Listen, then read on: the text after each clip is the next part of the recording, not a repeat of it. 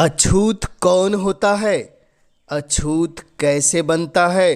अछूत से हमें दूर क्यों रहना चाहिए? अछूत होने का उसे दंड मिलना ही चाहिए। ये सवाल आपके मन में आ रहे हैं तो आप इस कहानी को ज़रूर सुनिए, क्योंकि आपको यह कहानी सुनने के पश्चात यह पूर्ण ज्ञान हो जाएगा कि वास्तव में अछूत कौन होता है। तो लीजिए सुनते हैं एक संक्षिप्त कहानी जो महात्मा बुद्ध ने अछूत की परिभाषा को स्पष्ट तौर से समझाया है। महात्मा बुद्ध प्रवचन सभा में आकर मौन बैठ गए। शिष्य समुदाय उनके इस मौन के कारण चिंतित हुए कि कहीं वे अस्वस्थ तो नहीं हैं। आखिर एक शिष्य ने पूछ ही लिया, भंते आप आज इस तरह मौन क्यों है? वे नहीं बोले तो दूसरे शिष्य ने फिर पूछा, गुरुदेव आप स्वस्थ तो है? बुद्ध फिर भी मौन ही बैठे रहे। इतने में बाहर से एक व्यक्ति ने जोर से पूछा, आज आपने मुझे धर्म सभा में आने की अनुमति क्यों नहीं दी? बुद्ध ने कोई उत्तर नहीं दिया और आंखें बंद कर ध्यान मग्न हो गए।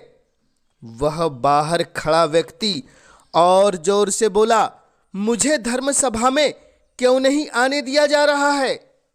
धर्म सभा में बैठे बुद्ध के शिष्यों में से एक ने उसका समर्थन करते हुए कहा, भंते उसे धर्म सभा में आने की अनुमति प्रदान कीजिए। महात्मा बुद्ध ने आंखें खोली और बोले, नहीं, उसे अनुमति नहीं दी जा सकती, क्योंकि वह अछूत है। अछूत? मगर क्यों?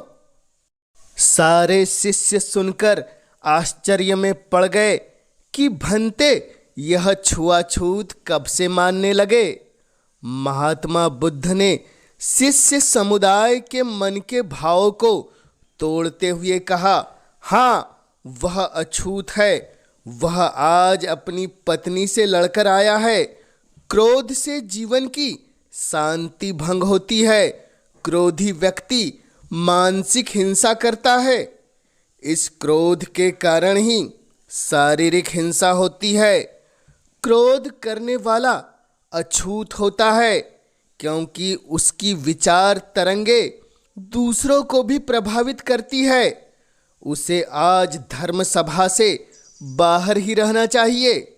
उसे वहाँ खड़े रहकर पश्चाताप की अग्नि में तपकर शुद्ध होना चाहिए। शिष्यगण समझ गए कि अस्पृश्यता क्या है और अछूत कौन है। उस व्यक्ति को भी बहुत पश्चाताप हुआ। उसने कभी भी क्रोध न करने का प्रण लिया।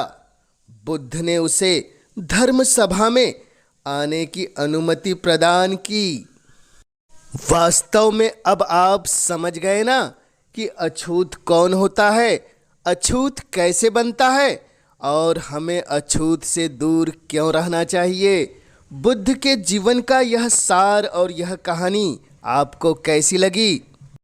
हमें कमेंट्स के माध्यम से ज़रूर बतलाएं और चैनल पर पहली बार आए हैं तो इस चैनल को ज़रूर कर दे सब्सक्राइब, ताकि आप तक ऐसी ज्ञानवर्धक, रोचक और हमेशा मन को लुभाने वाली कहानियाँ सबसे पहले पहुँच सके।